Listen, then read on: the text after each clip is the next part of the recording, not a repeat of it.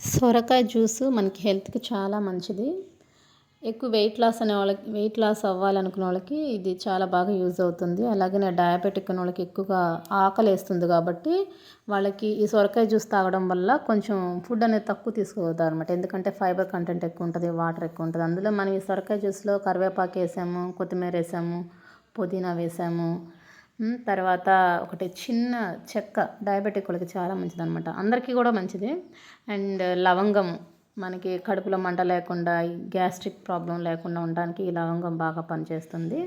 వీటన్నిటిని మనం కొంచెం ఒక మిక్సీ జార్లోకి వేసుకొని తర్వాత కొంచెం వాటర్ పోసుకుంటే, ఇప్పుడు మనం ముగ్గురు ఉన్నాం అనుకో, దానికి తగ్గట్టు సొరకాయ తీసుకోవాలన్నమాట. వాటర్ 3 గ్లాసెస్ తీసుకోవచ్చు, లేకపోతే 2 గ్లాసెస్ తీసుకున్నా చాలు. ఎందుకంటే ఆల్రెడీ మనకి సొరకాయ ఉంది కదా.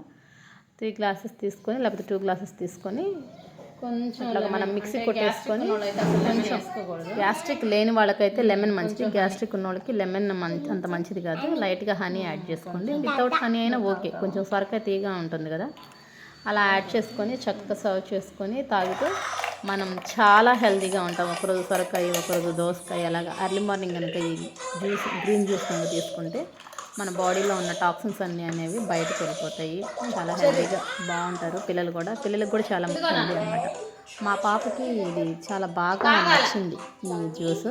ఓకేనా చెర్రీ? దోసకాయ జ్యూస్ బాగుంది కదా, చేసిన గ్రీన్ జ్యూస్ ఎక్సలెంట్గా ఉంది. తీసుకుంటాను అనమాట. Thank you. మీరు